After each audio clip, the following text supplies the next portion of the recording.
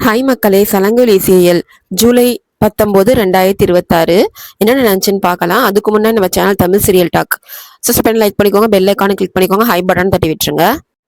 பூமி சாரிய சுத்திட்டு நின்றுட்டு இருக்கா. அப்போ கஹன் எதுக்கு இப்படி நின்றுட்டு இருக்கான்னு கேக்குறான். பின்னாடி பிளவுஸ்ல உள்ள நாட்டு போடணும், போட்டு விடுங்கன்னு சொல்றா. அவனும் போட்டு விடுறான். ரெண்டு பேரும் அப்படியே கண்ணோடு கண் பார்த்து ரொமான்ஸ் பண்ணிட்டு இருக்கும்போது லில்லி அங்க வந்து, என்ன ரெண்டு பேரும் ரெடி ஆயிட்டீங்களா, இந்நேரம் அங்க என்ன தேடிட்டு இருப்பாங்கன்னு சொல்றா. கஹன் உடனே லில்லி கிட்ட சொல்றான், கோர்ட்ல என்ன பேசணும்னு உனக்கு தெரியுமா அப்படின்னு கேக்குறான். அதுக்கு லில்லி சொல்றா, எனக்கு நல்லா தெரியும். அப்புறம் அவங்க பொண்ணு நட்சத்திராவுக்கு விவாகரத்து வாங்கி தரணுன்றதுக்காகவே எங்க அப்பாவை கிட்னாப் பண்ணி வச்சுக்கிட்டு செர்ரி மேல இந்த மாதிரி அபாண்டமா ரேப் கேஸ போட்டதே அவங்கதான் அப்படின்னு சொல்றா. எல்லா உண்மையும் சொல்ல போறேன்னு சொல்றா. என் அப்பாவுக்கு உண்மை தெரிஞ்சா அபூர்வாவோட நிஜ முகம் புரியும்னு தைரியமா சொல்றா. எஸ்பி சூர்யா செர்ரிய கோர்ட்டு கூட்டு வரும்போது மீரா அழுதுகிட்டே வரா. செர்ரி சொல்றான் மீரா கிட்ட, நீ அழாதம்மா, உங்க அண்ணன் எனக்காக வரலனாலும் என் அண்ணன் கஹன் கண்டிப்பா எனக்காக வருவான். லில்லிய வச்சு சாட்சி சொல்ல வைப்பான். நான் கண்டிப்பா ஜெயில இருந்து வெளியே வருவேன். இந்த சதியை யார் பண்ணாங்கன்னு உலகத்துக்கு தெரியும். அபூர்வா பார்த்து கெத்தா சவால் விடுறான். இதை கேட்டு நட்சத்திரா பயப்படுறா. அபூர்வா அவகிட்ட, நீ பயப்படாத பேபி, நான் எல்லாத்தையும் பாத்துக்கிறேன்னு சொல்ற அபூர்வா. கஹன் லில்லிய கூட்டிட்டு இங்க வர பாப்பான், ஆனா என் ஆளுங்க அவங்கள வழியிலேயே லாக் பண்ணிடுவாங்கன்னு திமிரா சொல்ற அபூர்வா நட்சத்திரா கிட்ட. அபூர்வா சொன்னபடியே கஹனோட காருக்கு முன்னாடியும் பின்னாடியும் ரவுடிங்க காரை நிறுத்தி அவங்கள லாக் பண்றாங்க. பூமி பயந்து போய், மாமா முன்னாடியும் பின்னாடியும் காரை நிப்பாட்டிட்டாங்க அப்படின்னு சொல்றா. கஹன் சொல்றான், நீங்க யாரும் கார்ல இருந்து இறங்காதீங்க, நான் பாத்துக்கிறேன்னு சொல்லிட்டு வண்டியை விட்டு இறங்கி ரவுடிங்களை அடிச்சு பறக்க விடுறான். கஹன் ரவுடிங்களை அடிச்சிட்டு இருக்கும்போது ஒருத்தன் லில்லிய கார்ல இருந்து இழுக்க பாக்குறான். பூமி ஒரு கட்டையை எடுத்து அவளை காப்பாத்த போறா. கீழே விழுந்து கிடந்த ஒரு ரவுடி லில்லியையும் பூமியும் பார்த்து துப்பாக்கியால சுட போறான். அதை பார்த்த உடனே கஹன் டக்குன்னு முன்னாடி வந்து லில்லிக்கு முன்னாடியும் பூமிக்கு முன்னாடியும் வந்து நின்று அந்த புல்லட்டை அவன் நெஞ்சில வாங்கிக்கிறான். கஹன் ரத்த வெள்ளத்துல சாயறான். பூமி மாமா மாமான்னு கதறி அழுவுறா. கஹன் வலியோட துடிச்சிட்டு இருக்கான். அந்த வலியோட கஹன் சொல்றான், பூமி எனக்கு ஒன்னும் ஆகாது, நான் இவங்களை பாத்துக்கிறேன், நீ முதல்ல லில்லியை கூட்டிட்டு கோர்ட்டுக்கு போ, நீ இப்போ போகலன்னா செர்ரிக்கு ஆயுசுக்கும் தண்டனை கிடைச்சிரும், சீக்கிரம் போன்னு சொல்றான். பூமி அழுதுகிட்டே லில்லியை கூட்டிட்டு ஓட பாக்குறா. ஆனா அந்த ரவுடிங்க விடாம துரத்தி வந்து மறுபடியும் சுடுறாங்க. அந்த முறை அந்த தோட்டா லில்லியோட காலில் பட்டுடுது. லில்லி காலில் காயத்தோட அங்க சுருண்டு விழறா. பூமி பதறி போய், நம்ம முதல்ல ஹாஸ்பிட்டலுக்கு போலான்னு கூப்பிடுறா. லில்லி சொல்றா, இல்ல பூமி, நாம இப்போ கோர்ட்டுக்கு தான் போகணும், செர்ரிய காப்பாத்தணும், இது கடவுள் எனக்கு கொடுத்த தண்டனை அப்படின்னு சொல்லி ஹாஸ்பிட்டலுக்கு போக மறுத்துடுறா. கோர்ட்ல செர்ரி தரப்பு லாயரும் எதிர்த்தரப்பு லாயரும் பயங்கரமா வாதாடுறாங்க. அபூர்வா மனசுக்குள்ள நினைச்சிட்டு இருக்கா, அவங்கலாம் இங்க யாரும் வரமாட்டாங்க அப்படின்னு. லில்லி ஏற்கனவே கொடுத்த சாட்சியை வச்சு செர்ரி தான் குற்றவாளி, அவனுக்கு தண்டனைன்னு ஜட்ஜி தீர்ப்பு சொல்ல போகிறாரு. அதை கேட்டு கேபி பயங்கர டென்ஷன் ஆகுறாரு. கரெக்டா அந்த நேரத்துல பூமி கோர்ட்டுக்குள்ள ஓடி வந்து, நிறுத்துங்க ஜட்ஜையா அப்படின்னு கத்துறா. ஜட்ஜு கோவமா, என்ன நியூசன்ஸ் இது அப்படின்னு கேக்குறாரு. நான் இங்க நிஜத்தை சொல்ல வந்திருக்கேன் அப்படின்னு சொல்றா. செர்ரி தப்பு பண்ணல அப்படின்னு பூமி சொல்றா. அதுக்கு லாயர் சொல்றாரு, ஆதாரமும் சாட்சியும் இல்லாம எப்படி ஏத்துக்கிறதுன்னு கேக்குறாரு. பூமி சொல்றா, இதோ சாட்சி வந்துட்டாங்கன்னு சொல்லி நொண்டிக்கிட்டே வந்த லில்லிய சாட்சி கூண்டுல நிக்க வைக்கிறா. லில்லி ஜட்ஜு முன்னாடி நின்னு, என்னை மன்னிச்சிடுங்க ஜட்ஜையா, செர்ரி ரொம்ப நல்லவன், செர்ரி என் தப்பும் பண்ணல, என் அப்பாவை கொன்னுடுவேன்னு மிரட்டி தான் என்னை இப்படி பொய் சாட்சி சொல்ல வச்சாங்கன்னு உண்மைய சொல்றா.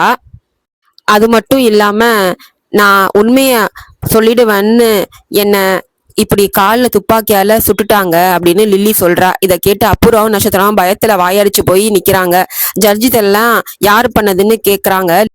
லில்லி அபூர்வா பக்கம் பார்த்துட்டு எல்லாத்துக்கும் அபூர்வா தான் காரணம்னு சொல்ல வர்றதுக்குள்ளேயே அவ மயங்கி விழுந்துடுறா. லில்லி அங்கேயே மயங்கி விழுந்ததால ஜட்ஜு உடனே முதல்ல இவங்களை ஹாஸ்பிட்டலுக்கு கூட்டிட்டு போகன்னு சொல்லிடுறாரு. லில்லி போனதும் அபூர்வா தரப்பு லாயர், பாத்தீங்களா யுவரானர், வேணும்னே என் கிளைண்ட் மேல பழி போட்டிருக்காங்கன்னு சமாளிக்க பாக்குறாரு.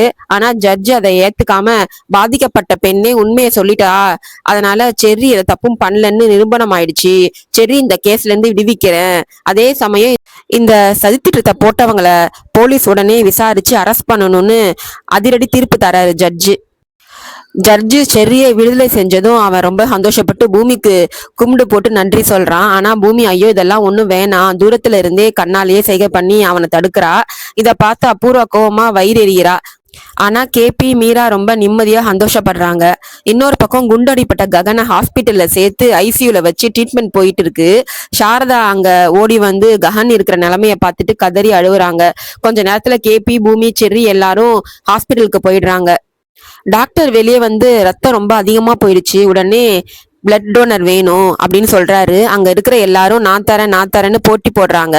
ஆனா ககனோட பிளட் குரூப் பி பாசிட்டிவ்னு டாக்டர் சொன்னதும் கேபி உடனே முன்னாடி வந்து அவ என் பையன் டாக்டர், நான் ரத்தம் தரேன்னு சொல்லி ரத்தம் கொடுக்க போறாரு. கேபி வந்து ககனுக்கு ரத்தம் கொடுக்கறாரு.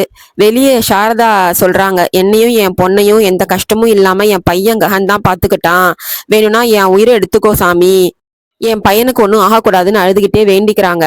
பூமி அவங்களுக்கு தைரியம் சொல்லி, அத்தை மாமாவுக்கு ஒன்றும் ஆகாது, கடவுள் நம்ம கைவிட மாட்டாரு, பெத்த அப்பாவே அவருக்கு ரத்தம் கொடுத்து மாமா உயிரை காப்பாத்திட்டாரு அப்படின்னு சொல்றா. செர்ரியும் ஆமா பெரியமா, அந்த கடவுள் அண்ணனுக்கு எதுவும் ஆக விட மாட்டாரு, நீங்க தைரியமா இருங்கன்னு சொல்றான். ஆப்ரேஷன் முடிஞ்சு வெளியே வர டாக்டர், இப்போ ககன் ஆபத்து கட்டத்தை தாண்டிட்டாரு, நீங்க உள்ள போய் பார்க்கலான்னு நல்ல செய்தி சொல்றாரு. சாரதா உடனே உள்ள ஓடுறாங்க. பூமி உடனே கேபிய உள்ள கூப்பிடுறாங்க. இல்லம்மா நீங்க போங்க அப்படின்னு மறுத்துறாரு. பூமி ஏமாமா நீங்க தான் ரத்தம் கொடுத்தீங்க, இப்போ வரமாட்டேன்னு சொல்றீங்கன்னு கேக்குறா. அது கேபி சொல்றாரு, நான் ரத்தம் கொடுக்கும் போது அவன் மயக்கத்துல இருந்தான், இப்போ கண் முடிச்சதும் என்னை இங்க பார்த்தா அவனுக்கு பிடிக்காது, தேவையில்லாத பிரச்சனை வரும், அதனால நீங்க போங்கன்னு சொல்லிட்டு வெளியே இருந்தே ஐசியு கண்ணாடியில இருந்தே பாசத்தோட ககனை பாக்குறாரு. ககன் மெதுவா கண் முழிச்சு பாக்குறான். சாரதா அவனோட கையை பிடிச்சுக்கிட்டு ஏன்டா இப்படி பண்ணுன்னு அழுதுகிட்டே கேக்குறாங்க. ககன் சொல்றான், அழாதீங்கம்மா நான் நல்லா தானே இருக்கேன்னு சமாதானப்படுத்துறான். அப்போ செர்ரி ஓடி வந்து ககனோட காலை கெட்டியா பிடிச்சுக்கிட்டு அழுகுறான். ககன், டே செர்ரி என்னடா பண்ற அப்படின்னு கேக்குறான். அண்ணன் நீ மட்டும் கரெக்ட் டைமுக்கு லில்லிய கோர்ட்டுக்கு கூட்டு வரலாம், இந்நேரம் எனக்கு ஜெயில் தண்டனை கிடைச்சிருக்கும், எனக்காக உன் உயிரை பணைய வச்சு என்னை காப்பாத்திருக்க அப்படின்னு நெகுந்து போய் நன்றி சொல்றான். செய்யாத தப்புக்கு நீ ஜெயிலுக்கு போறத நான் எப்படி சும்மா பார்த்துட்டு இருப்பேன் அப்படின்னு கஹன் சொல்றான். சரி பூமிக்கும் தேங்க்ஸ் சொல்றான். அதுக்கு பூமி சொல்றா, என்னோட கடமையை தான் நான் செஞ்சேன் அப்படின்னு சொல்றா. அப்புறம் கஹன், ஆமா லில்லுக்கு இப்போ எப்படி இருக்குன்னு கேக்குறான். அவளுக்கு ட்ரீட்மெண்ட் போயிட்டு இருக்குன்னு சொல்றாங்க. எல்லாரும் போனதுக்கு அப்புறம் கஹன் பூமி கிட்ட சொல்றான், எல்லாரும் கிளம்பிட்டாங்க, நீ ஏன் இன்னும் போகாம இங்கேயே நிக்கிற அப்படின்னு கேக்குறான். அதுக்கு பூமி சொல்றா, ஏமாமா நானும் போகணுமா அப்படின்னு கேக்குறா. கஹன், ஆமா நீயும் போகணும் அப்படின்னு சொல்றான். பூமி, நான் போக மாட்டேன்னு சொல்றா. என் மேல உனக்கு எவ்வளவு அன்பு இருக்குன்னு எனக்கு புரிஞ்சிருச்சு மாமா, எனக்காக தானே நீ துப்பாக்கி குண்ட உன் நெஞ்சில வாங்கிக்கிட்டேன்னு உருகி பேசுறா. ஆனா கஹன் அதை மறைக்க பாக்குறான். உன் இடத்துல வேற யாரு இருந்தாலும் அதான் பண்ணிருப்பேன் அப்படின்னு மழுப்புறான். பூமி சொல்றா, உயிரை கொடுக்குற அளவுக்கு என் மேல உனக்கு அன்பு இருக்கு, நான் இங்க இருந்து நகர மாட்டேன்னு அடம்பிடிக்கிறா. அவங்க பேசுற சத்தம் கேட்டு சாரதா செர்ரி மறுபடியும் உள்ள வராங்க. ககன் சொல்றான் அவங்க கிட்ட, இவளை முதல்ல இங்க இருந்து கூட்டிட்டு போங்கன்னு கத்துறான். செர்ரியும் பூமிக்கு சப்போர்ட் பண்ணி பேசுறான்.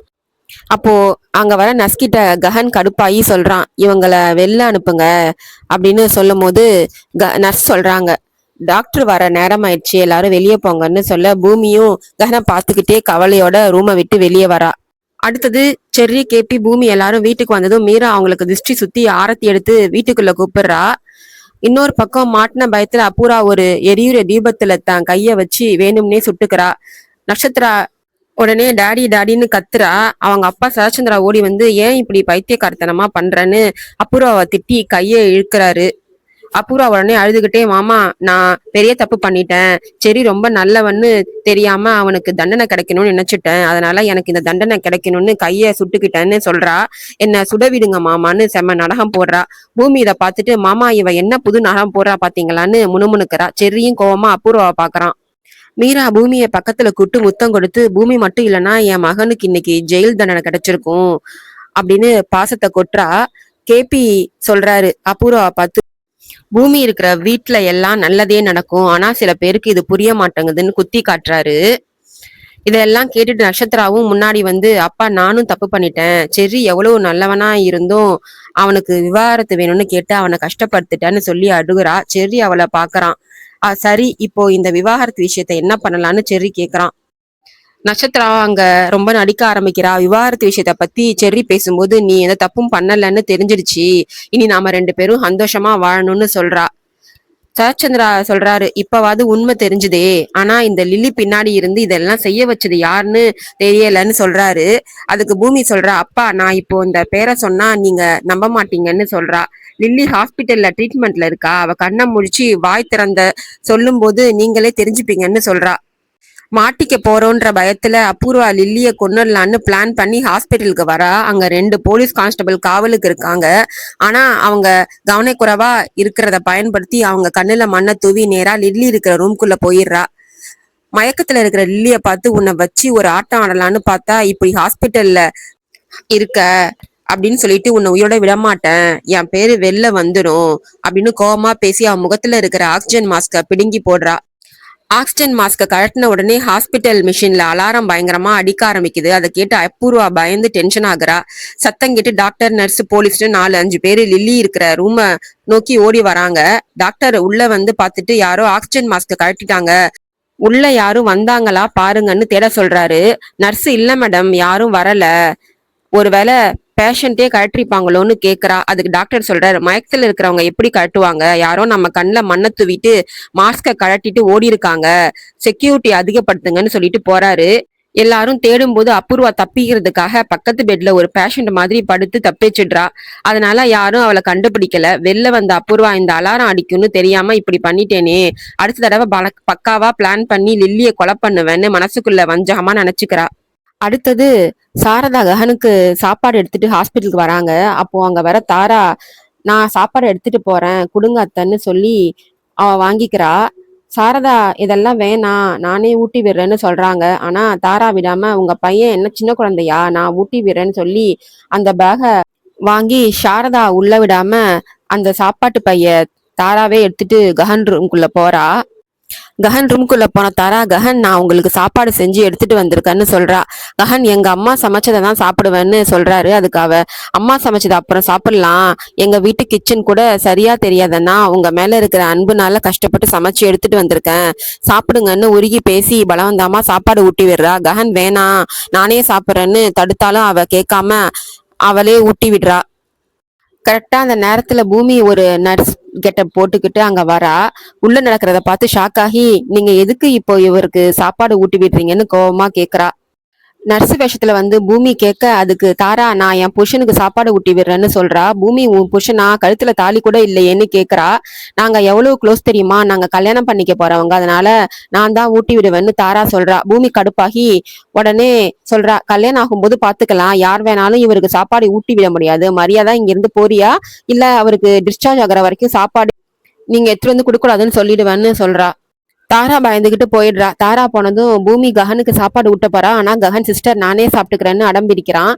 பூமி மனசுல நினைக்கிறா, கட்டி பிடிச்சு கொஞ்ச வேண்டிய புருஷன் இப்ப நம்மள சிஸ்டர்னு கூப்பிட வேண்டியதா ஆயிடுச்சு, எல்லாம் என் கர்மம் அப்படின்னு நொந்துகிட்டே அமைதியா நசநசக்காம சாப்பிடுங்கன்னு சொல்லி சாப்பாட்டை வாயில திணிக்கிறா ககன் வாயில.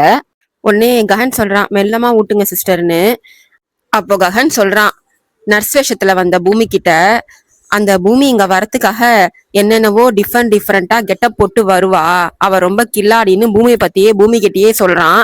அப்போ பூமி ரொம்ப கடுப்பாகி முதல்ல சாப்பிடுங்கன்னு சொல்லி மெதுவா ஊட்டி விடுறா. இன்னொரு பக்கம் செர்ரி கையில மல்லிகைப்பூவை சுத்திக்கிட்டு நட்சத்திராவோட முதலிரவுக்காக ஆசையா காத்துட்டு இருக்கான். இன்னைக்கு ராத்திரி அவளை சும்மா விடக்கூடாதுன்னு பிளான் பண்ணிட்டு இருக்கான். அதே சமயம் பூமி நட்சத்திரா கிட்ட சொல்றா, ஏய் நட்சத்திரா, நீ ஏன் உன் ரூம்குள்ள போற, நீ போக வேண்டியது செரியோட ரூம்குள்ளன்னு சொல்லி சண்டை போடுறா. அவங்க 2 பேரும் சண்டை போட்டுட்டு இருக்கும் போதே அங்க அபூர்வா வரா. அபூர்வா பூமி கிட்ட சொல்றா, எவ்வளவு தைரியம் இருந்தா என் பொண்ணு விஷயத்த தலையிடுவ, நீ எல்லாரோட விஷயத்திலயும் தலையிட்டு இருக்காதன்னு பூமியை மிரட்டுறா. பூமி அசராம சொல்றா, நீங்க எல்லாரோட வாழ்க்கையிலயும் விளையாடலாம், நாங்க விளையாடக்கூடாதா, இன்னைக்கு உங்க கதையை முடிக்கிறேன் பாருங்கன்னு சவால் விடுறா. பூமி சொன்னதுக்கு அப்புறம் அபூர்வா எவ்வளவோ தடுத்து, சரச்சந்திரா நீ உள்ள போமான்னு சொன்னதுனால நட்சத்திரா செரியோட ரூமுக்குள்ள போறா. நட்சத்திரா உள்ள வந்த உடனே செர்ரி அவளை போய் கட்டி ரொமான்ஸ் பண்ணி வம்புக்கு இழுக்கிறான். ஆனா நட்சத்திராவுக்கு இதுல சுத்தமா இஷ்டமே இல்ல. தள்ளி போடான்னு அவனை வெறுப்பா திட்டி உதறி தள்ளுறா. செர்ரி விடாம, என்ன வச்சு இத்தனை நாளா ஒரு ஆட்டம் காமிச்சு இல்ல, இன்னைக்கு ராத்திரி உன்னை வச்சு ஒரு ஆட்டம் போடுறேன்னு சொல்லிக்கிட்டே வரான். கரெக்டா அந்த நேரத்துல நட்சத்திரா காப்பாத்துறதுக்காக அவ அம்மா அபூர்வா மெயின் சுவிட்ச ஆஃப் பண்ணி வீட்டோட கரண்ட்டை கட் பண்ணிடுறா. ரூம் அப்படியே இருட்டாகுது. இருட்டை பயன்படுத்தி நட்சத்திர டக்குன்னு பாத்ரூம் கதவை திறந்து மூடுற மாதிரி சத்தம் காட்டிட்டு பக்கத்துல ஒளிஞ்சிக்கிறா. செர்ரி இருட்டுல ஓ, பாத்ரூம்குள்ள போய் ஒளிஞ்சுக்கிட்டியா? இது எனக்கு இன்னும் வசதியா போச்சுன்னு நினைச்சுக்கிட்டு நேரா பாத்ரூம்குள்ள போறான். அவன் உள்ள போன அடுத்த செகண்ட் நட்சத்திரா வெளியே இருந்து பாத்ரூம் கதவை லாக் பண்ணி தாழ்பால் போட்டு அவன் கிட்ட இருந்து தப்பிச்சு ஓடுறா.